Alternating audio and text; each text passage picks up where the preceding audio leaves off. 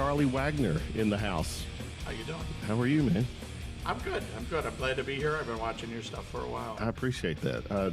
You reached out to me. I was maybe within the last month or so, and I think we've been friends on Facebook. Yeah. And I would see things that would pop up on my newsfeed about you, and in the back of my head, I realized you were someone that I think would make a great podcast segment. So here we are. My wife says. Yeah. Is that pillow talk at night? Yeah. You should do a podcast with Kevin. I like it. Your name comes up quite a bit. Actually, one time during sex. No, that was. Oh, okay. You can finish telling that story. There's no. Is it's totally unfiltered. Yeah. Unfiltered here, brother. Yeah. But thanks for coming on. You are involved in a lot of stuff that will make for a great conversation. So we're gonna go at it. You were born in a manger somewhere in Chicago, Illinois, right? Yeah. Give me in a Granger. Great. Okay. Yeah. Well, what's your history, man?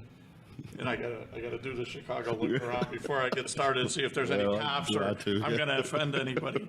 I'm from Chicago. I went to all Catholic schools, middle class upbringing. Good parents, great in school. I was an A student, and I got to a point when I went to high school. First year in high school, I went to St. Rita, which was a pretty mixed school.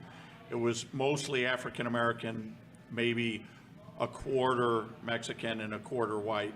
And I got beat up every day. Now, I started fighting when I was literally 8 years old with my brother. He put me in, it wasn't a pit, but he had a fight with a guy, and he didn't show up, and his little brother did, so my brother made me fight the kid. And my brother abused me. I hate to say it, but he beat me up, but he made me tough. Older brother, I'm And so when I went to St. Rita, my mouth, and I know a lot of your guests probably know me because I have a big mouth. I got a big mouth, and I say a lot of shit. And so I was a little skinny, squirrel monkey with this big mouth. That was a long time ago. Yeah, that was it. And this is the direct result of a lot of ass whoopings. How many times have you heard the chant Goldberg? Oh, at least I tell her. Goldberg. Once a week. I just did this to make people. I got a free meal on 4th Street. And I'm sure. They bought it for me, and then I paid for it. But they said, Goldberg, we want to buy you a meal. And it's on us. And we did it, and we sat there with my aunt and ate it. So no Goldberg exploitations? No, I actually know him. We both... in the film industry, and we both work for that's right. He's really into a guy named Chris that I won't mention his name because he was under federal indictments for sports stuff.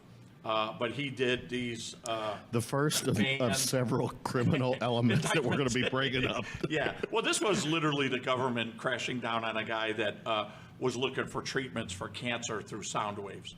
We won't go there. I got a lot of stuff to talk to you about. That's one of those conspiracy things. Yeah, but oh my God, that's me. Yeah. I love that stuff, and I have things that I buy into a lot of it. I do. There's the thing is, it's about like secret societies. It starts out with gangs, and then the Mafia, and then it goes up. People talk about the KKK. I believe there's still a KKK, but it's probably in government.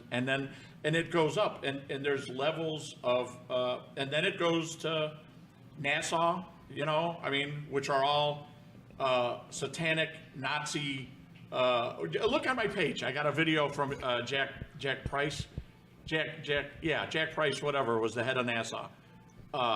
Total satanic guy, total Nazis. Werner von Braun is the head of. He was a Nazi. Well, this is officially the part 1 of a 3-part podcast series. All right, so let's go back. Yeah, and you're going to have to deal with the ADDD. Bring it. Let's do it. Yeah, I'm strapped in, man. In grammar school, my teachers go, Charlie, go wash the chalkboard, take out the garbage, deliver the milk. Shut up. And so some of my best podcasts, literally, are when I say very little. Yeah, I let the guests talk. So. Bring it. Right. So back to that. I got beat up all the time. I was introduced to Latin Kings then on 33rd and Morgan. I've always been. Yeah, but I mean, it's like the Mafia, the outfit. And I have all my family and friends. And if you watch that video I sent you, I literally had in Chicago, probably 50 funeral cards. And my wife knew when I first got here, I would cry because it's like survivor's guilt, and it's, you know, they're little kids. Right. Little kids would be asking me, hey, you gotta help me, you know, at a funeral of his brother, little Buckwild. You know, it's just it's a sad thing. So there was gang stuff early. I got on the fire department. Well, I raced pro motocross for a while, you know, straightened out, got out of trouble. And then when my dad died, my son was born, then things started taking a bad turn. How old were you when your dad died? 23. Okay. And my son was just 1 year old then. Okay. And previous. Right. Oh yeah. And so, you know, it kind of took me in a bad, dark place. When I first met, so this is the meaty stuff. This is the stuff you like. Carl Valdez-Esqui, and I know the family will get mad that I said that, was a Cuban diplomat. Now, I'm half Cuban. My mom was born in Cuba. We saw communism come in. We had our property taken away. Yeah. Carl was a diplomat, and I met Carl when I was about 20, and I was married by the time I was 21 or so, but he was already gone and in jail. Carl was indicted on a $14 million charge of cocaine possession, distribution, and when I met him, we got picked up with a limo, went to the best restaurants downtown, had lobster. I met Tom Jones. You know, I mean, he knew all the celebrities up and down Rush Street. So when I was around 20, I got a job working Carl had a video store. And my son will be shocked about this because, you know, he probably doesn't know a lot of what I knew even back then. But he had a video store, and it was probably pretty much a front. Now, being that young, you know, I was interested in his daughter, and I knew he was a classy guy. He was a black Cuban, big 6'5", curly hair. He's black. He looked black. And I was enamored by this guy with all this power and style, and you know, being able to do this stuff. I didn't know what he was doing, but I knew it wasn't good. And I was delivering packages and doing stuff for him, and it ended up becoming where a lot of the people that he was working with got to know me. You know, it's kind of like, yeah, that's the kid, that's Carl's kid, just whatever, it's his boy. So they get to know me through that. One of them being Frank Calabrese, who is one of the head guys back in the day in the outfits. I'm friends with, a little bit friends with Frank Jr. and I swear to God, if Kurt a red Calabrese. laser light hits me from out there. Nah, you know what? These guys, I won't get into their family politics because it was kind of ugly after the feds came after them and the family turned against each other and everything. And I, you know, I hate to speak bad of the dead, but I wasn't a fan of Frank Sr. He scared the shit out of me all the time. He was a creepy guy. But I do know Kurt. We worked on a couple of TV projects. I like Kurt. You talked about bullying. He's in a campaign trying to stop bullying. He was the guy that didn't fit in the family. You know, he was not. He was a gentle mob guy. You know, I mean, he was, I'm sure there's such a thing. I mean, I would think about being forced into a business you don't want. It's a story for every. We actually have a movie that we're working on right now, Dino and Ruby.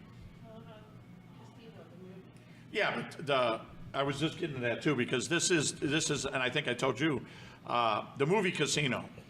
And Joe Pesci right. and his brother get stripped naked, dig the hole, they shoot him, and they drop him in the hole and bury him. And they were beating him, and they buried him alive. That was Frank Calabrese. That was their dad. He did that. He killed 13 people. He was in jail.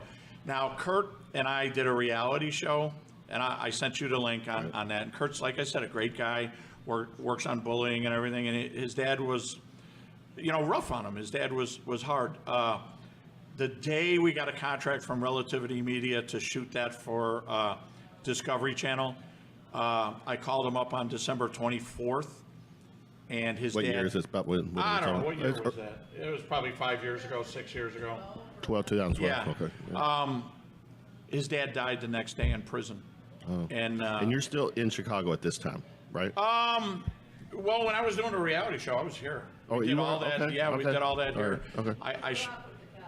Yeah, I mean, I knew them. They were in the neighborhood. We used to go to I was telling one of the people at the bar, we used to have charter clubs, and everything's crooked in Chicago. Let me tell you right now, if you want politics that are bad, get a politician from Chicago. Sorry, Obama, but that's Chicago's the king of corruption. Right. Yeah. And I don't like any politicians. I don't even like Trump, or I like what people do. Mm-hmm. I don't like politicians because they have that job. You're a liar. Right. And there's things Obama did that I liked, and there's things Trump does, and people should lighten up. But anyway, so you could have a charter club in Chicago. And a charter club, you go down to City Hall and you apply for a charter club and say, we're the Shamrocks. Because I had the Hillbilly Irish had their charter clubs, and the Italian American Club had theirs, and everybody had their own charter club. A little like Bronx Tale. They had the little bars. It's labeled charter club, but these are truly bars. They're bars for city employees. It's a key club. Okay, key club. Gotcha. And bikers have them still there. All right. And you come in at 8 o'clock in the morning. I'd get off after a nasty fire because I was a fireman. You'd come in there and they'd be like, Charlie, like cheers. You sit down and have a beer for a quarter. Sometimes they'd had fundraiser meals or whatever. Your whole life revolves around it. But then you take the charter and you pay no taxes and you don't pay for a liquor license. Then with all that extra money, you put a new roof on it. Then you finish the floors. Then you do this and you do all that to an old building and you build up the charter. And 10 years later, you sell it to yourself for a profit. It's a shtick. It's a schmoozy, and it's probably still going on. I'm sorry, Chicago. They're probably going to be trying to indict people in Chicago over that. But that's what it was. So. I do have some viewership in Chicago. I got cousins that live out there, so there you go. You're getting some. Well, and I think there's nothing wrong with a charter club because it is private people, and it is doing that. And if they offer legally a tax incentive to do it, then do it. I spent some great times in charter clubs, and one of them is the Italian American Club. The Calabrese family was there. There's other families that I won't mention because I'm not friends with them. I'm friendly with Kurt. We work together. I know him. I could call him. Some of the other ones I wouldn't. But I worked for my father-in-law, and I did things for other people, and then got married, had my kid, and finally. Father-in-law work, legit work. My first father-in-law was not legit. No, he like I said, he got caught with 14. But he owned. Everybody has a front. Right. Everybody has a front, and I gotta say, this guy was Mr. Charisma. He hung around with Tom Jones. Yeah. Can you imagine that super sexy duo running around and us just standing there? And this is what. And everybody's all coked up. This about what's the time frame? Year. That was probably in the. It's 80s? probably in the 80s. Okay. Yeah. All right. I know I was racing motorcycles till 82, 81, right around the time he was born. And then from that point on, I flipped over to trying to make money. And then I'd work 2 jobs. And You motorcycles, so were you in any type of motorcycle gangs? No, Or this was clubs, all I'm sorry. Yeah. That's not club. No, but I All had right. friends that video you watched, like Mel is a Hell's Angel, and Right. I got along with all the outlaws. What I like to do is I'd be a go-to guy. I got the personality where I can get in somewhere and mess with people and be big enough to where, and scary enough. In Chicago, it's about your reputation, and you can get away with stuff with certain things. So a good example is Four Corners in Chicago. Four Corners is down here would be the Latin Kings on 33rd and Morgan. On 31st, there might be the Punchinellos or the Italian American Club and all the other stuff over here. Across the way would be the Hillbilly Irish, which were all politicians and firemen and cops. And then down here was Gangster Disciples and the Projects. So if somebody, and everybody had specialties, Gangster Disciples would distribute drugs, Right. and the Irish were the politicians, and the Italians were all unions, and the Latin Kings, we delivered flowers to Mules. the homeless. You were the mulers. Is that the lingo? Actually, Latin Kings are more of an enforcing nation. They're pretty hardcore. And you know what? I'm going to leave it at that. So basically, just a quick summary. We've got grow up in we've Chicago. got You can't avoid it. Movies. We've got Casino. We've got things from Scarface. We've got things from Sons of Anarchy. Oh, yeah. Keep going. Yeah.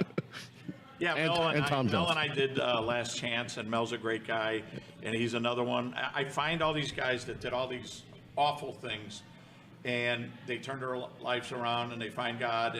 And we had talked at one time, and you were anti-organized religion, and I get that, and I could feel the same way. But there's guys like that.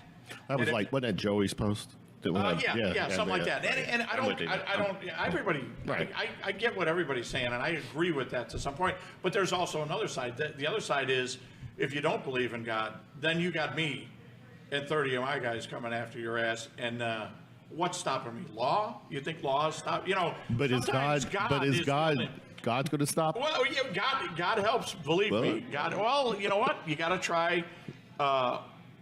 Praying, when things get ugly, that's when you need them. And apparently it hasn't got ugly enough for you. Okay. And I got to the point, like I said, I went to rehab, I prayed, I did everything, and I found my wife, and it's the best thing. I couldn't go to sleep. I would go to sleep with a 9mm in my hand and all jacked up on drugs and everything else. And I'd wake up in the morning and I couldn't get the gun. This was before I went to rehab. And I had gotten, and if it wasn't for people helping, drug addiction is I wouldn't say it's an illness. It's a bad choice, but they're human too, and so is crime. Believe me, criminals are some of the nicest people. Criminals have more ethics than politicians. Criminals won't, honor amongst thieves is a true thing. Now, granted, I never stole from my mother. I never, sold drugs to my family. I didn't, there are certain things that I wouldn't do. But I did a lot of criminal stuff, and I feel sorry for it, and I want to make up for it.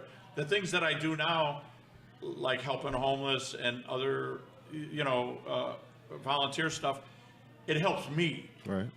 It used to be about, you go out and do that and you look good. Helps you as far as with guilt. The guilt. Yeah, right, with guilt. And don't kid yourself, man. It feels good to help people. Oh, of course. It does. And especially helping somebody that, that needs it. Needs it. Yeah. Right. Yeah. But I don't, that you can identify.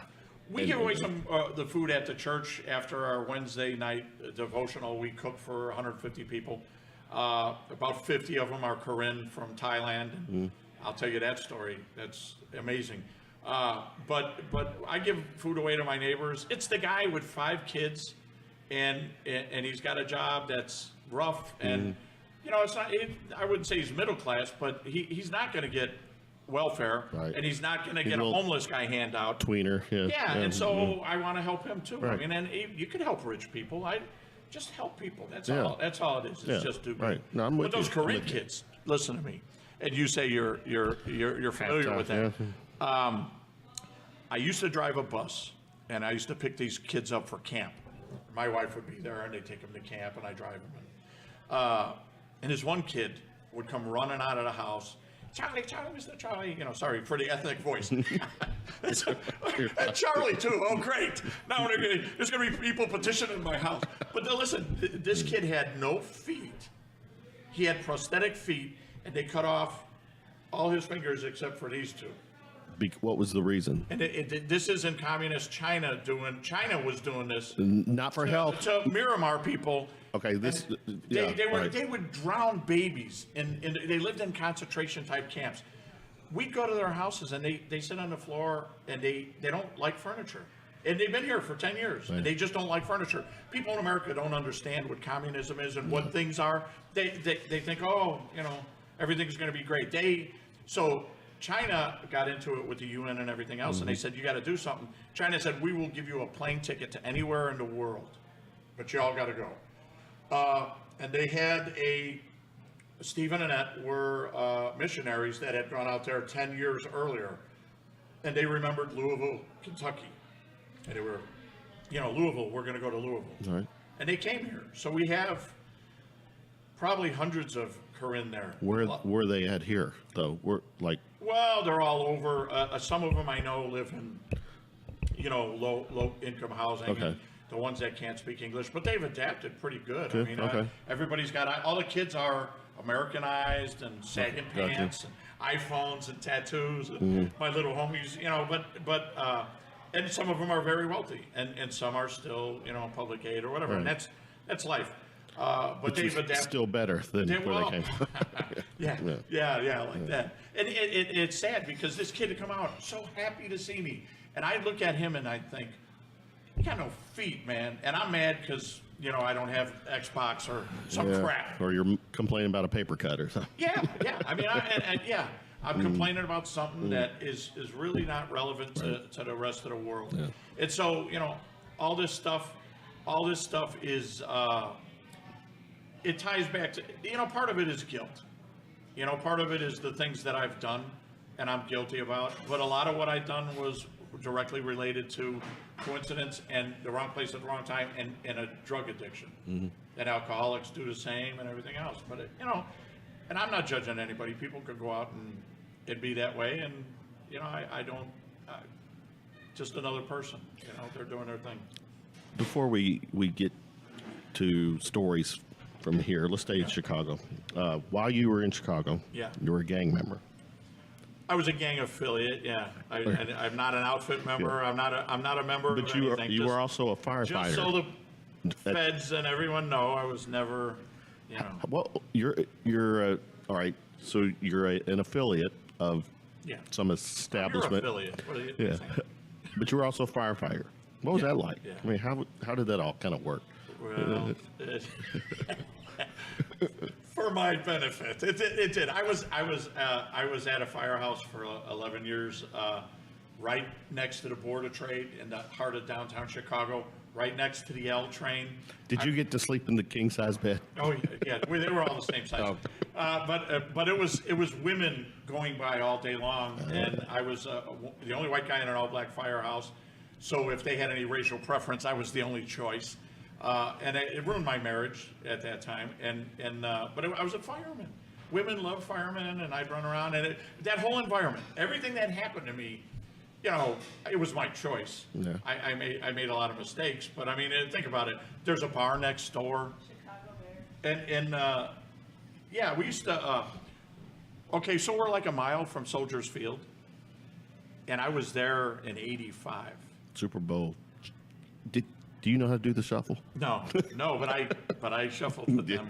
They used to come to Alcock's after the game, which was a mile away. Right. And I'm not going to tell you the debauchery, the things that went on. They're elite athletes. Yeah. Right. Yeah, everything. Yeah. Sex, drugs, rock and roll. I mean, the whole thing. Everybody was there. The only one I didn't like was Jim McMahon. Was just like a total dick. He charged little kids $20 for an autograph. I don't know that I don't like him, but I didn't like that. Yeah. And so, but Tom Thayer, Jay Hilgenberg, all these guys. The Fridge. Van Horn. Fridge came by one time. McMichael? Yes, Michaels came by all the time. Van Horn put on my coat, my fire coat, and he looked like a little doll. He's dancing around. He used to come by and have dinner with us, and we'd sit there and party, and it was a heck of a time. You had access to the who's who back in the day. Yeah, it was like Studio 52 was a 42. 54. 54. There you go.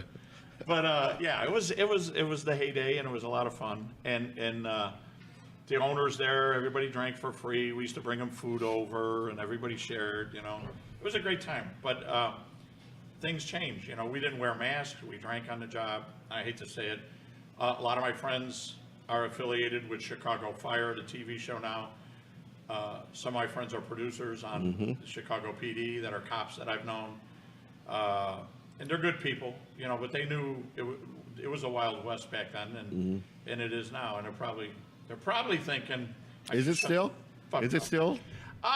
Yes and no. Did you ever watch Chicago PD? No, I didn't. If you watch it, it's about a cop that's bad, but he's not really bad.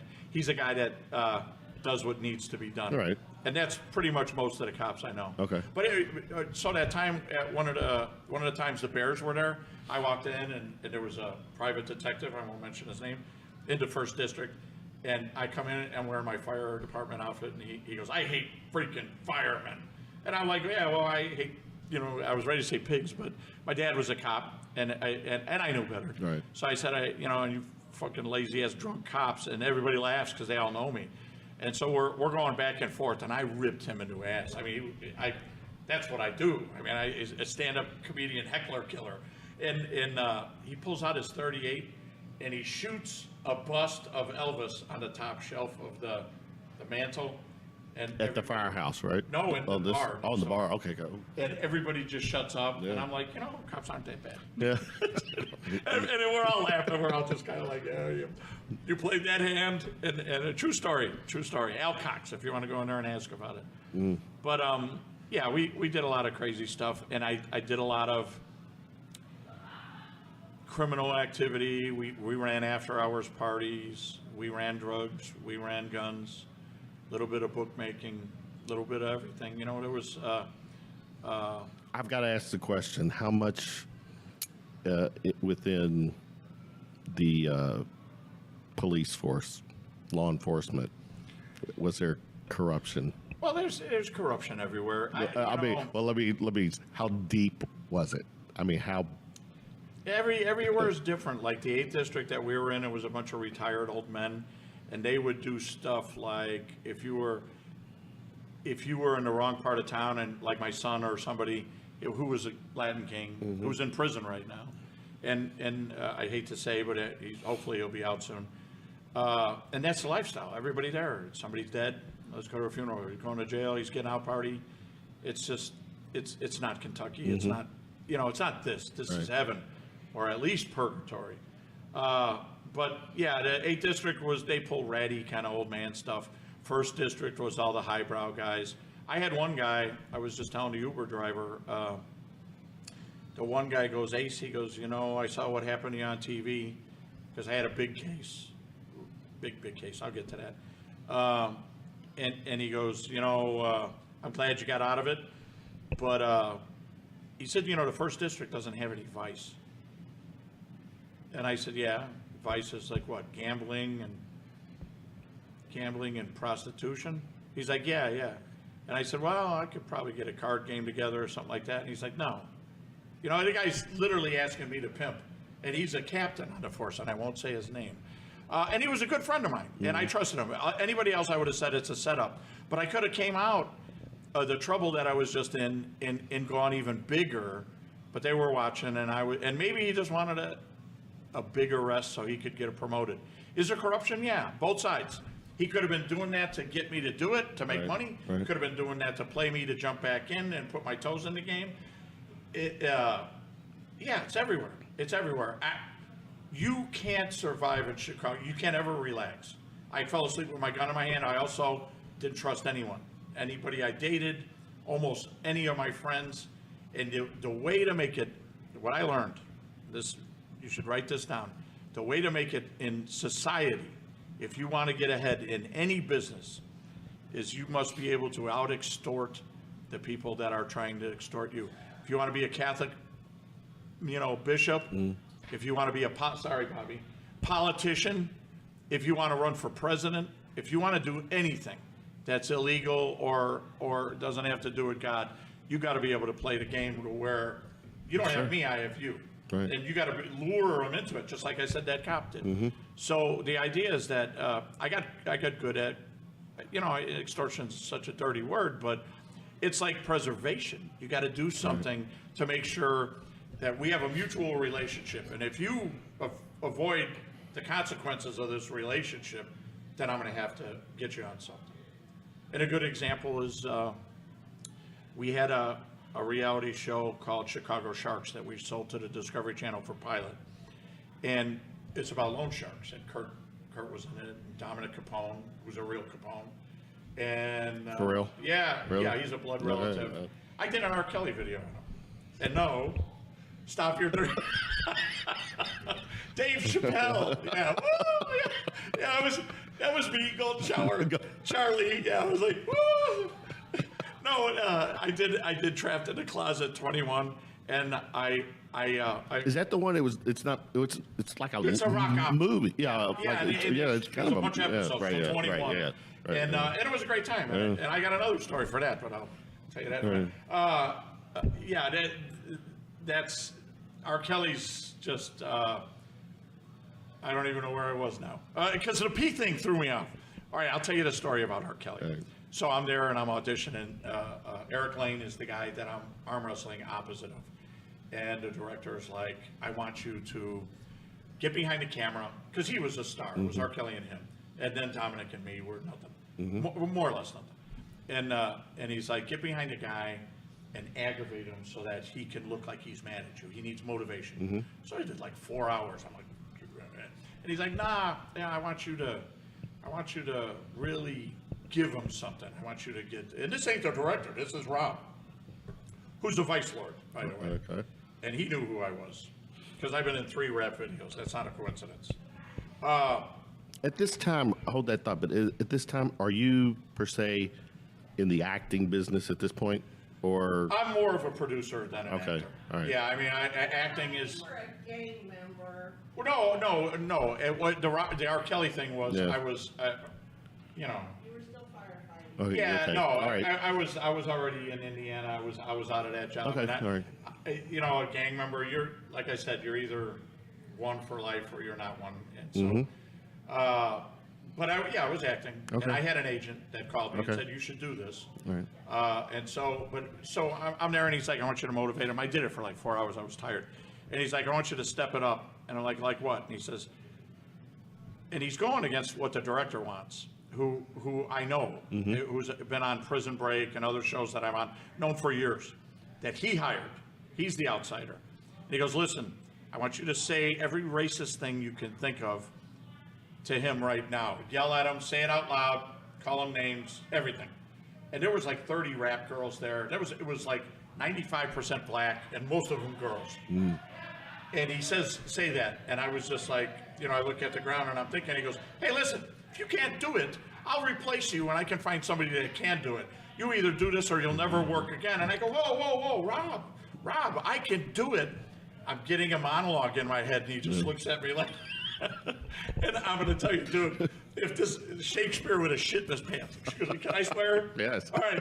Yeah, he would have been wearing diapers. So I mean, I let him have it. I was I was proud of myself that it was so disgusting, and I let him have it. And then when I stopped, you could hear a pin drop.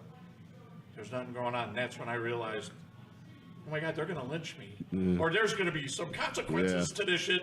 They're going to say it wasn't acting, and you know, my whole head, and I'm starting to sweat, and the anxiety's rising, and all of a sudden, everybody starts clapping. And I was like, oh my, and then the anxiety went, Oh, yeah. you know, it was just like, I walked away like, oh my God. And Rob had told the director, he goes, that boy's going to make it. You know, not that I have, No, but if you think about it, could you do that in front of a room of, Man. and you had to improvise?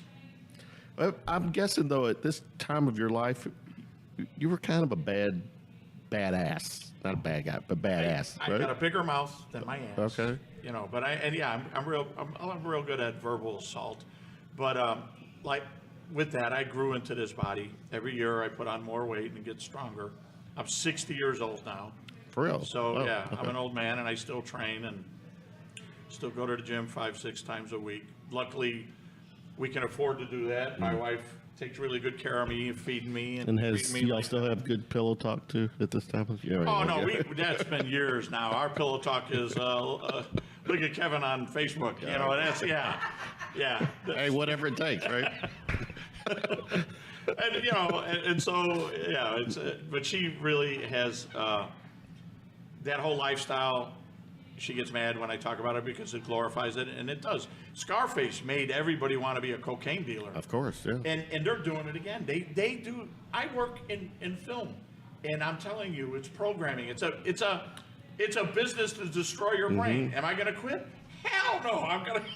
No, I get it. I got to keep making money. Right. What do you sell, Monsanto food to children? I mean, come on. Well, everybody does something that's wrong. If we could all go with our moral compass, I'm not doing what I was doing before. Right. So, you know, to me, this is a win.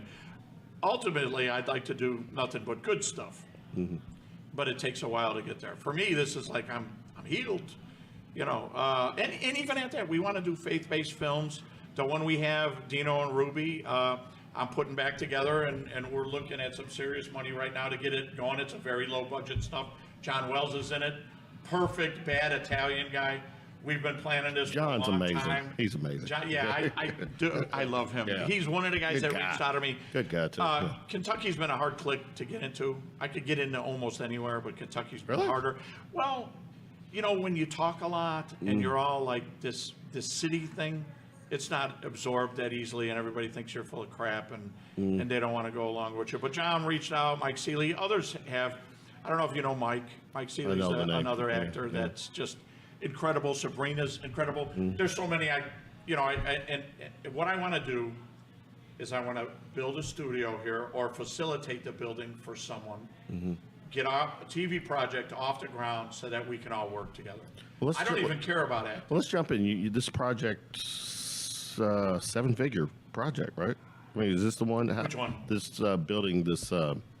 Well, the studio is already off the map. That was 2 years all right, ago. all right, okay. I brought, and I don't know politically, I got a good feel for where you are politically, but I think like me. Center to the left. Yeah, I think like me, you're pretty open-minded on stuff Oh, yeah, and everything yeah, else. yeah. So I talked to Fisher and went to the film festivals, and then I took my agent and Mary Kay Poe, and we went down to, who's the film commissioner that did the legwork to put the paperwork in for our film tax incentives, which is the best in the country. And I won't get into the details of it, but it is.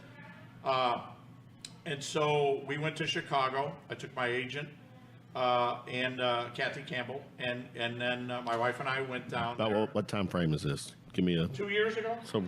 Within, Two, okay, the okay. longest three, Okay, all right. but 2 years ago. So we went down there and met with, I'm not going to say the studio owner, but it's a $100 million studio, whatever everything's at. I know his name. I don't know. Yeah, I know, but I don't. But Cinespace, because they didn't do the deal, and that's why I don't want to. I got to be careful with people, and he's a powerful man, and he's a brother. He's just a great guy. He does a lot of charity. He's really good, and I don't know what the reason was. The deal didn't come through, but I do know that they all met here. Mary Kay invited them, and everybody went to the Derby. And so it's the mayor who was involved in this a little bit. And it's the three brothers from Cinespace. The Chicago studio is $100 million. Gotcha. So Okay. there's That's it. one or two other studios. It's $1 billion business. And then the governor just happened to see everybody that was there. He was invited, but he happened to see it, and they take a picture and he photo ops. Governor as in... Bevan, yeah. Yeah. And listen, I get what he's doing. I'm not going to go there. There was a lot of debt in this state. I mean, a really lot of debt, Yeah. which is Chicago. And so he's trying to cut that, but he pulled back on the film incentives, which he probably should have. But that's against my interest. And Right. and I worked for 2 years to try to get a studio down here. I had the studio that does Periscope, post and audio. A good friend of mine, Mike, was ready to come down that week and look at locations. And he does all the stuff for Empire, Common Show, The Shy on Showtime. He's got dozens of shows and movies. I mean, good stuff. Gotcha. And The Exorcist when it was on Fox. And so he was ready to come down here, and when Bevan pulled back on the tax thing and capped it, he called me up and he said, "Dude, I'm sorry. It's not a stable foundation." And and he had to pull out of it. And I now last week he announced he's building his studio in LA. So I hope the taxes don't kill you. That's Yeah. We'll go back a little bit. You spent time in prison, right? jail. Or jail. Okay. I've been very lucky. Okay. Prison is when you get out of jail and sentenced. And I did different, I've done little crimes my whole life. I'm really good at not doing them and not getting caught and everything else. But I did get caught with a case that was over $1.7 million worth of drugs. And I'm not going to go into the details of it, other than that when the case came to fruition, they had found it was illegal search and seizure. Because it was. Because when I signed a release, a confession. They were all saying, "Who's your boss?" and tell me, rat everybody out, we'll let you go and everything. I said, there's nobody. There's nobody above me. There's nothing else. There's me. Well, you know, your truck is very nice. I said, that's not my truck. That's my mom's truck. And he said, well, the house you live in, the house is not mine. It's my mom's house. Your car stereo, no, that's my mom's car. You know what I mean? And I was like, listen, and they're all threatening to break down the door on an 80-year-old woman or 70, whatever. And so I said, I'll sign the confession. And I had a couple of friends that were involved that had no knowledge.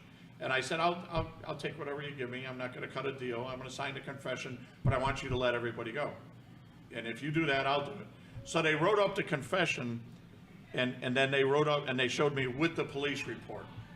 When I looked on the police report, it said pulled up to the light to light on Ashland off of Campbell and made a right turn on red.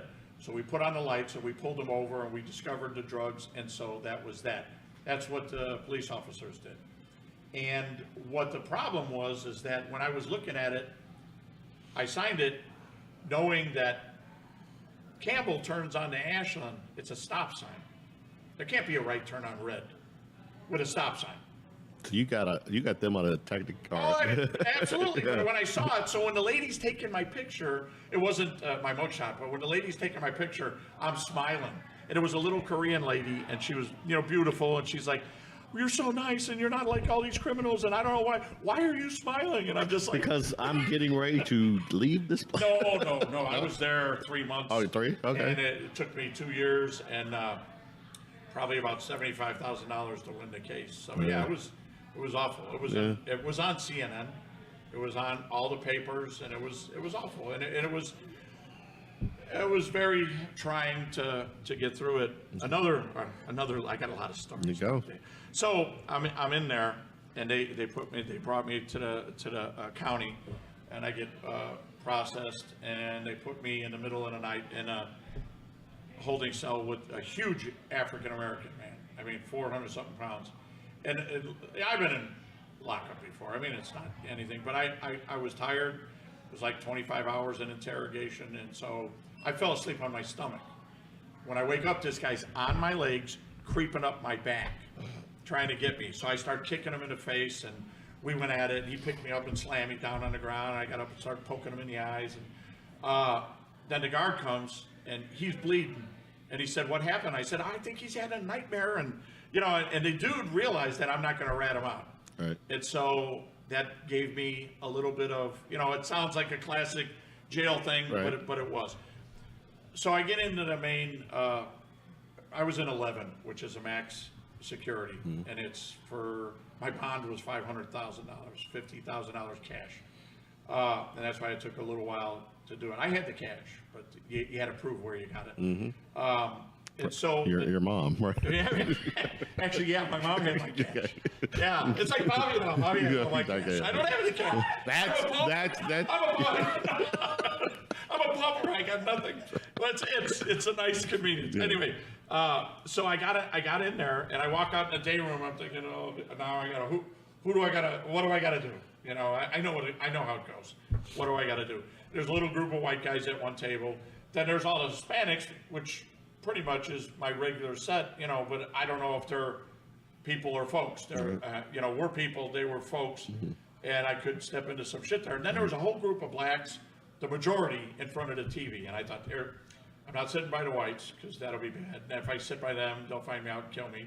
So I'm going to go sit with the black folks, because I'm used to them, and I grew up with blacks, and it's nothing. And Blackstones, I was just talking to your boy there, the cook, Blackstones are our first cousins of Latin Kings. Anyway, and I knew a lot of them. So I'm sitting there, and I recognized some of the guys. This one guy was a vice lord, which is also very friendly, like R. Kelly. And I get through the group, and I sit in the chair with all the black guys. I'm the only white guy sitting there like this, and they're all like, what? Who's this guy? Fucking cracker, and it's just everything, and I'm just like, whatever. I could take that shit. That's nothing. And then so the TV's on, and I hear everybody posturing, and there's this little dude named Pee Wee, and he's swole, he's a big kid, when there was a break in a commercial, I'm thinking I got to get a good way to try to get in before something happens. Right. And so I go, yo, Pee Wee, I go, what's a dude got to do to get a workout in tomorrow? And they all start laughing and everything else. And I'm thinking, what did I just, you know, what's so funny? And Pee Wee gets up and he goes, yo, Charlie, I'll get you a workout tomorrow. I got you. And everybody's laughing, and I'm thinking, how did he know my name's Charlie? I was getting ready to ask that. Well, white dudes in jail, Joe is like your buddy. White dude is like Charlie, like the Koreans or Vietnamese. It's right. Charlie. It's the enemy. Gotcha. And so, you know, I thought, oh, he likes me. You know. Yeah. He called me Charlie, and everybody's laughing and shit. And I'm thinking, oh my God, did I just offer him to rape me, or what's going on? And it scared the crap out of me. And then I start sweating, and I'm thinking maybe I'm in a little deep. You're not as bad as you think you are. There's got to be 30 of them. You're gonna get raped. And then all of a sudden TV comes on, and it's my neighbor saying, well, you look like a nice guy, and Charles Wagner, blah, blah, blah, case, 1.7 million, and blah, blah, blah, known gang member and ties to the Mafia. Your stock just elevated. Oh, my God, and all this stuff going on, and the dude's like, I don't know, he's a really nice guy, he has a, you know, blah, blah, blah. I'm shocked to hear about this. And then Pee Wee jumps up and goes, I told you, motherfuckers, I know a gangster when I see one. I've made this nigga before, you know, blah, blah, blah. And he's going on and on, and I'm just like, oh, I hit the jackpot. And I became really good friends in the next 4 months, 3 months, whatever, with Pee Wee. Thank you, CNN. Thank you, CNN. Right. Finally CNN and real news. Real news, right. And so, you know, I became good friends with him, and I actually hired him when I got out. Everybody's saying, you ain't making your bail. But I'm like, oh, I'm making my bail. And then they tried to squeeze me for money. And the other thing they had me doing was running drugs. I got on the food. See, if you want to work out, you got to work on the food crew. And I hope I don't go to jail for saying this. It would be a petty crime because it's Cook County. If you get on the food crew, some guys will deliver trays and have a little thing in the third tray, second tray. Mm-hmm. You'll get to work. And so when you're the new guy on any crew, you take the bottom shift. Right, yeah. You're expendable. Yeah. You got to drop this. Mm-hmm. And so I was like, yeah, I could do that. You know, I've been doing that my whole life. No big deal. And so they put me on the food crew. I got to work out with them, and I got to know them. But then I got to the point where my lawyer said, I'm going to make my bond. And I told the bosses, I said, I'm going to make my bond, and I can't do this anymore. And I said, cut my food or take me off the crew, whatever you got to do. And I'm sorry. But I'm going to get out of here. And they're like, you ain't getting out of here. Because they like to do that in prison. You ain't ever getting out of here. Mm-hmm. We're going to do something to you, and we're going to plant something on you. Because you're an asset. Oh, yeah.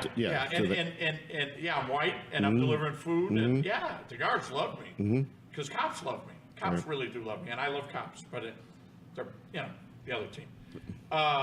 And so I said, listen, you know, the guy that came to tell me, I said, I know who you work for. I know who everybody is. I've been here long enough and observant enough to know what's going on.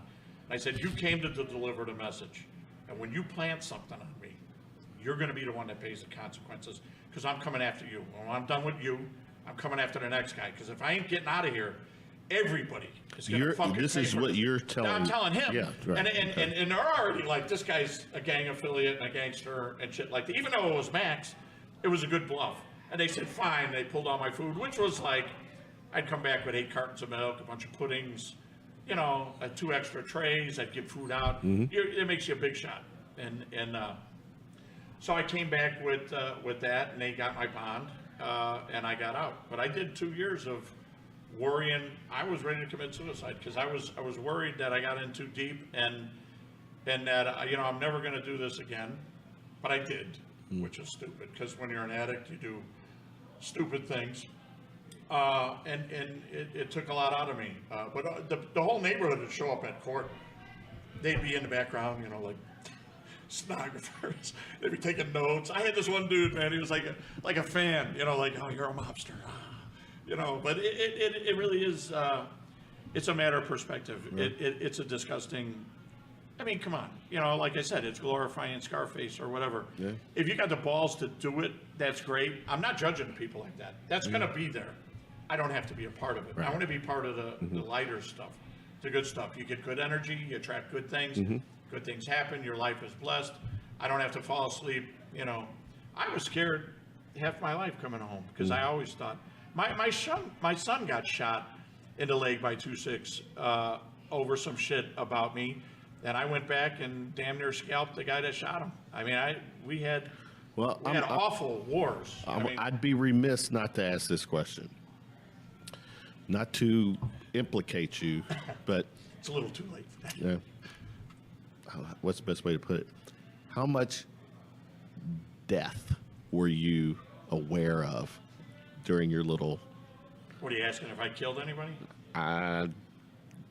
Okay, I'll ask that. So when you ask me if I killed anybody, you're doing two things. You're either insulting me and saying I'm stupid because I'm going to answer, or you're calling me a liar because I'm going to have to lie to you if I did it. So either way, or you can just say no comment. I know, but I mean, I'm just saying technically. Yeah. And you know who told me that? You know, that was one of the first things I learned, like Gangster 101. Right. I asked my father-in-law. Which goes to show I'm not a gangster. No, but I'm saying this is nice. All right, I'm making notes. Duly noted. It ties in. You know, we're having dinner, and I didn't ask my future wife there, but I said, you know, we used to have lunch a lot in the video arcade, and he really was a hell of a guy, very classy, well-educated, beautiful man, and just. You know, like a chick magnet, and I wanted to be him. I idolized him, and his daughter at the time was beautiful, and I was in heaven. I was going to be a made guy with the Cuban Mafia, and I said, "Do you, you can tell me, you know, I'm not going to tell anybody. Do you kill people? Do you kill people?" And that's what he said. He said, "You're asking me a question that has two outcomes. You're either I'm stupid and you're insulting me, or you're calling me a liar. Because if I tell you I did or I didn't, there's probably a good chance I'm lying." So he said, it's not even a question. Fair enough. And I was like, I got you, because that's the first thing people want to do when they talk to somebody. And the thing about criminals is, not all criminals, crackheads, you know, simple criminals are not very sophisticated. But when you talk about major level mob guys and stuff like that, you have the utmost, this is like a code of ethics that's beyond the police department, beyond maybe even the military, and I love the military, but these guys will not lie to you. They won't answer your question. Right.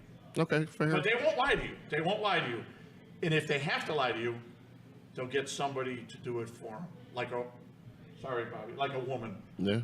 And which I did. I did a lot. I had women on my payroll. There was a guy that followed me around. It was drug territory issue. And there was a guy that followed me around from bar to bar, and a big burly, you know, bigger than me, and he was following me around, and I was like, he's trying to kill me, or he was trying to see something, and whatever. So I hired a girl in a bar one night. She's like, "Oh, I want to do some dope," and I'm like, "Okay." And I said, "You know, I noticed, you know, he kind of likes you," and she goes, "Yeah, I know. I said, "I'll tell you what, I got a quarter. I got an 8-ball for you if you go be with him and find things out, and if you could bring me his phone, find out where he lives, give me every. I need intel, and that's what I do. Right. I did it on you, by the way. Did you? I did, yeah. And did you know you're on a federal watch list? No, I did not know. I'm just telling you, you're on a watch list. Now, I'm not saying it's a big watch. It's probably because it is, which, you know, but that's neither here nor there. So yeah. WTF? I do my research, and that's how I do all my business deals. Everything in Hollywood, everything with everybody. I have to find out who they are. I have to know how to approach them, and I got to know when I'm being an asshole, which is pretty much all the time. So I gotta pull that back. But I sent her, and she, you know, he was trying to sleep with her, and they were partying, and he goes, "I notice you're with Chucky all the time." He called me Chucky because he was an old school guy, and I hate Chucky, by the way. You're with Chucky. You know, what's the deal with that? And she goes, we're dating, so I'd rather not. She's trying to use me to get him off her. And he says, "Well, I know you're interested in me. You've been, you know, doing this and that." And he says, "How about a threesome?" how about a threesome with you and him? And she goes, well, I don't think he'd like that. And she said something else, and he was interested in me as well. It was, and this was back in the day. Yeah. It wasn't, it was a big thing back then. What it was the guy was trying to blow me, not trying to kill me. He was, and it was this big gangster dude, and I was just. So he was attracted to you. He was attracted to me. Yeah, Yes, okay. blow me was very crude, wasn't it? No, it was, but that's the end game there. Yeah, he was after me. I'm not like John Wells cute, okay? yeah. I'm not like that. I would even. I heard you talking. I would even think about John. Yeah. What can I do for you? Yeah. How do I make you happy? I love you. But the guy was chasing me, and I just found it so funny, and so it just put me at ease. It was. It's a complicated life. It's a lot of crap. Why don't we talk about film? Let's do this. That's a good segue. Let's. I think we've not exhausted. No, There's some good stuff. we've got 6 more. Yeah, we've got plenty, and you'll be a recurring guest. Trust me. There's a lot of stuff. to Yeah, talk well, about. sooner or later I'll go to jail because of this. Well, or me too. I got to do research and figure out why I'm on a watch list. A federal watch list is only it's like certain earmarks, and because you're doing communications, I believe. Interesting. That's that Maybe level. I could. Well, I don't know. yeah. I didn't. I started to do some stuff on you, and I thought, there's really no reason. It's not an issue of me going to jail, and it's not like a corporate thing. And then I thought it's kind of rude if I do it, and I felt bad about it. But I did do a little. I gotta know. We'll talk offline. Acting. Yeah. Tell us. Give us the lowdown there. How does this happen? I love acting. It's I'm better at producing than acting, or whatever. I'm trying to take a more traditional route. Like I said, when I came here, everybody's doing indie films, and they're coming up that way. And I started with backdrafting. Yeah, you started. And so I have to go backwards from being an extra, which is a no-no in acting. Once you're on that side of the line, they don't want you on this side of the line. They don't want the. Well, yeah, Hollywood. Hollywood's Okay. really. Okay. We'll go there too. The okay. satanic, Illuminati. Joe it's- Rogan. yeah. I've seen it. Listen, you don't even know. And I'm not saying everybody. It's never everybody. But I've met people. I've seen things. I've been to places. I have been wanting to do a podcast on some of the the bad parts of or the bad things of Hollywood. Well, So let me ask you this. Why do you think Hollywood is all that? Why is it that interconnected? It is a secret society. It is. I have Masonic connections, big time. I have Mafia connections, gang connections, political connections, and even other ones that you don't talk about and that you gain knowledge from. I mean, and it's. Once you learn how the world works, Tupac said that. Once you learn how the world works, then you start to play the game. Yeah, true. One of my partners, by the way, is the guy that signed Tupac to his first record deal. Really? Okay. Yeah. That's. I thought that was. Jeez, whoa, that is. dealing Wow. with Tupac people. Where is Tupac? Huh? Where is Tupac? What do you mean? I don't. Cuba or maybe? Did you see that post that I did? It looked like he was in Pakistan. Tupakistan. Yeah, that's. So acting, are you involved in any projects right now, locally We have or a whatever? bunch of stuff. I'm unfortunately known for not getting money for projects. It's been a problem. It would be better if I was in Chicago, but the thing in Kentucky, a lot of people in the beginning had borrowed a lot of money from their families to try to get money for projects, and it's kind of dry out here for money. I've got smaller projects that I'm putting funding with. What I do on a daily basis is that I sell films. I get up at 2:30 in the morning. There's a market that opens at 3, and if you're lucky, you can get a bid in to be a sales agent or to pitch a project. Oh, wow. And so I might get 2% of a film's budget, but a $200,000 film, it's not. Do the math. Yeah, I mean, it's not much. No, but if it's a $5 million Yeah. or a $30 million, Oh, hell yeah. so you work your way up and start to know producers and you do stuff. And this is worldwide then, right? Yeah. It's international. Yeah. I do.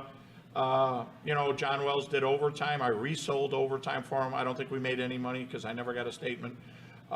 There's other projects that I sold, documentaries Docs are really hot right now. You know, I think that I could probably at my level, make more money on documentaries than film stuff. But Netflix, and Amazon has made it a great market. For For documentaries and for in small indie yes, films. right. No, If they you have, a yeah. film that's popping, that's trending, you know, you could do really well. The thing that I found that people do here is they get a film, or like Antonio, I've been telling him, and I told Matt and Brian from Overtime, I told them right when they had the film and it was just coming out, don't overdo it at festivals, don't give it away for free. This is your baby. Do one theatrical release and you make some money, get ticket sales, so you show it's a viable project, and then do a good festival that you think you'll win, because then you get a wreath, then you get some money, and you take it to the guy before it's violated. Right, exactly, You know, they get a virgin film, and the guy will look at it and go, yeah, I can give you this and that, and then you work up. Well, once you played it everywhere and there's no life left on it, they're not going to do it. Gotcha. Well, So that I makes mean, sense. my daily job is trying to do that stuff, and I'm working with different distributors now, and I'm thinking about doing it independently, where I'm just a sales agent that goes to Berlin, Cannes, AFM, and works with Amazon and Netflix. And in my connections that I'm dealing with now, we're trying to put that together so that I can work for them to help sell their films, kind of like a collaborative, small studio thing. Why are documentaries just going over so well? I mean, those seem to be, you know, the latest, you know, the Ted Bundy tapes. All these seems like those are the hot, you know, shows. Absolutely. Yeah. Absolutely. Well, what's I think what it is there's a knowledge that isn't being filled, and that studio executives are so afraid to lose their job that they got to go with Miley Cyrus 10 times. You know what I mean? It's like they get stuck in their niche and they're afraid to step out. I got a friend of mine that produced Whiskey Runners. We did for CMT. I'm not going to say where he's at now. I'm not going to say who he is. Nice guy. And was he that works like for a major reality-based show or yeah, something? mostly unscripted stuff, right. and a great guy. And what he, you know, he would call me up to see what a straight Midwesterner perspective is, because he's gay and his husband's a wonderful guy. But I mean, you call me up and say, I got this show. What do you think? And I'm like, Stone Cold Steve Austin. You know. Yeah, I mean, Goldberg. Yeah. You know, I tell him what works and what don't, and I was always on the money. And right now he's at a big place. He's been doing, put it this way, all these award shows and all that stuff. If I ever get a bite at anything, he'll do me good. Good. I believe. I hope that he'll do me good. He won't watch this. He's busy. Well, we'll see. What's Snake Charmer Choppers? That's a friend of mine, an acquaintance of mine. Okay. We were pitching a project, Hell Hunters, together.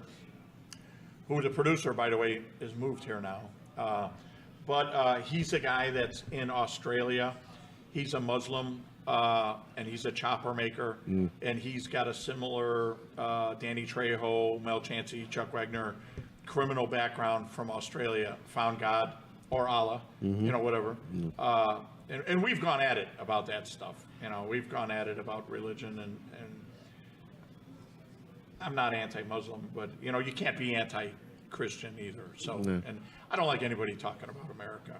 We're a shithole too, but no, but it's he was talking crap to me, so we don't talk so much anymore. Right. But he's a great guy and a great talent, and that you saw his bike. He's got the. Bobby, what's Snake Charmer's bike? Not Van Gogh. Ed Hardy. He does. Okay. He's got an Ed Hardy. Okay, gotcha. And a gym shoe is a tank. Okay. He's a real creative guy and a really nice guy. Like I said, sometimes I get pissed off at people. So, where'd you see him?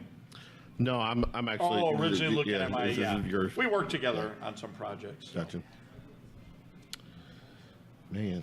Reality shows were Relativity with Wagner Entertainment. What is Wagner? Wagner is my Jewish little brother. That's Everybody's got to have that Jewish family Yeah. in Hollywood, and they're really good people. His mom, his dad, I know his whole family well, and his beautiful fiance now. But now they're doing branding. He was the youngest man to sell a reality show at 16. He sold a show, was it 16? 15. Oh, wow. To MTV. And so What was he the was the show? one, I don't know. It was some sort of, I don't know. Party hosting. Yeah, party hosting. Yeah, Okay. yeah. But I mean, he's a talented kid and everything else. And he had found, you know, Tim Gooch? I He's know a the local, name. yeah, he's Yeah. a local filmmaker, a good friend of mine. We chose him to star in Whiskey Runners. He was the big Papa boss. But Oliver had seen, had called me up from the video that you saw, the Last Chance video. Right. And he said, you know, I like you. I really can't use anybody else. And I don't like this project. It's juvenile or something like that. Whatever. That was a great project. Hey, look, yeah. And they actually went with it. Vice went with this. Oh, yeah? It's called Last Chance High School. Right. How original. How long is it? It's playing now, yeah. Right, It's okay. still on Vice. And so he said, we got a couple ideas for you, and that's how we got Sharks, and that's how we got Whiskey Runners. And those are two shows that were produced here in Kentucky that you know, it's hard. There's a lot of good producers. Gil Holland, Susie Eastman, Stu Pollard. These are all guys that are starting to finally come into their own. Like Joey McFarlane is like way up. He did Wolves of Wall Street, and Bruckheimer. You know, these guys are in another class. But these other guys are finally starting to get their stuff produced. But not a lot of people have sold TV, and not a lot of people have gotten theatrical. And we need to break that window. And we need to get daily dollars into Film Commission. What happens is they come in from Hollywood. Let's say a Hallmark film, they got $400,000 they're going to spend. They use our resources, they make their cheap film, and they go. And no one stays working. And then our taxpayers have to pay for it. Our film incentives are designed around that, and that's fine. But what we need is a TV show that does 40 weeks of work, has Teamsters, has union electricians, has all this stuff, and it's a giant infrastructure with a lot of jobs that brings money back into the district, and then we get something out of it. And so when this whole film commission thing was designed, I told Mary Kay, I said, I'm gonna get TV down here, and I almost got that done. But now, Are we capable though of? Oh yeah, there's guys like okay. I got a show. Oh, dude, you're gonna just freak out on this. I got a show, and I want Antonio to be at least one of the dream sequence producers. It's a guy named Max Barabbas. John is in it. A guy named Max Barabbas. I'm just going to give you the brief synopsis. She's thinking, he's a guy that develops a drug that puts you in a 20-hour dream state. And he goes to prison. He can't sell it on the streets. He ends up going to prison. Becomes very popular there because you're on 23-hour lockdown. So you do 20 hours in a dream of your choice, of heaven. Right. And then you come out, you go to the bathroom, you go to the yard, you eat your dinner, you go back to the thing. And so it makes time go by really fast. But he figures this is a commodity. I'm not selling it to everyone. I'm selling it to John Gotti, selling it to that senator, $5,000 a night. So Max starts to make a ton of money. The thing about the drug is it really started selling. We got fruit flies. Gonna have a praying mantis. That bitch. We got these, this drug was spilled on a Sumerian text, because this guy's a freak about Egyptology, he's a Mason, he's all these things that I love. UFOs, all this shit's in there. So he spills it on Sumerian text from the Anunnaki. I don't know if you know who they are. Yes, I do. I'm sure you do. Yeah. And he's like, that's the last bit of my drug, I gotta take it. And that's when the trips start. And what the paper is, it's the reed from the tree of the knowledge of good and evil.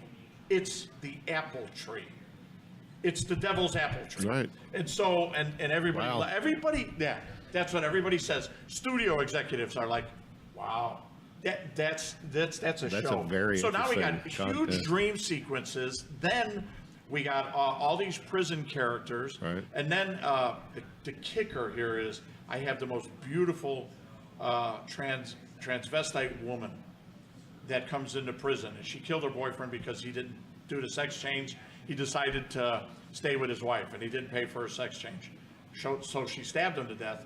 And that's Max's biggest rival in prison. She's selling booty, he's selling drugs, and then they eventually end up teaming together to take the whole place on. Beyond that, the pharmaceutical company. Is this supposed to be a TV series? Pharmaceutical. I already got attachments and just incredible people. That I like pharmaceutical company. The warden is doing back dirty deals with the pharmaceutical company that works for NASA to try to find drugs to extend periods in space because they're in their little capsules. Right. So it's drugs that'll make them, stay healthy and do all this other stuff, but that mixes with the other drugs. I mean, there's no limit to this. Okay. How far off are we from? I have the first 2 episodes. I have a Bible for 6, and I have a long-term plan for 2 seasons. I have met with several people. I have Michael Goy, the director of photography, who was on American Horror Story, gave me a letter of intent and said it's one of the best things he's heard of in forever. Wow. I have Michael Nays that does Empire and everything else. He wants all in as editing and sound and everything else. And we're going to do like intelligent sound design. I mean, like Templar shit, just like way high level. And everything. This is going to be here. Egyptology. You're going to produce all this here. Oh yeah, and we could do it cheaper and everything else. I've already got arrangements with. If Alex came out with his studio, that would have been the opening things. And Alex and my deal were, he was going to get me to meet studio executives, and he hosts these guys every year for all the Dick Wolf shows and everything else. Yeah. He takes them off an island in Greece. In the Greek islands, and they get on a yacht and all the debauchery that comes with it. I won't bring that up. But they all decide what goes where and what time slot and who's going to do what. And I said, all I want for setting up a studio in Kentucky is I want some meetings. I want a little union clout, and I want some meetings. All I want is a handshake and a favor, and he's willing to do that. And he's the guy that would, too. Wow. But, Matt kind of changed the course of things, and I think that can be changed too. I'm not saying he shouldn't be governor. I think he's doing good things trying to get our budget under wraps, but we can bring money here, and so that's the whole thing. And that's my objective. I'd really like to run a TV show, act in it occasionally, have fun with my friends. Great actors. Sabrina's incredible. There's some really good talent. Katie, Hale, all of them. All of them. They're all friends, and Mike Seeley, all these guys could be in this thing and be A-list actors. I mean, they're legit. They're legit. They're talented, and they've all gotten better. Yeah. And John is really leading the way because he's got the total package. I think he's. But if he's going to be like me and wait 30 years, it's not going to happen. Yeah. So instead of everybody fighting me on this, they should be. I've had studios here try to tell me, well, we want to run the TV show. I'm like, dude, you don't get it. You got to have the ties to the network. They're not going to bring it to somebody in Kentucky. They're going to bring their stuff in. Correct, right. So my thing is, let's preempt their strike. Let's bring their stuff in with them. Right. And then we could share the love with everybody else. But everybody's, they're new at it, and they're like, and I'm new at it. But I mean, the idea is that they want it for them. Right. I don't blame you. I want it for me, but you got to share it. You got to. So I've had all 3 studios say something to me, but I think they all agree with me now. Good. We've already had strike 1, and we're going to lose everything. So either ride with me, or maybe nothing happens. Then we all got to go to Chicago or L.A. or Louisiana. Well, Charlie, we're at a point where part 1 over. part 1 of this hey, I'm all familiar with docu-series, podcast series. This is called foreplay. This is foreplay. Foreplay. Speed dating, it's time to go. Okay. All right, brother.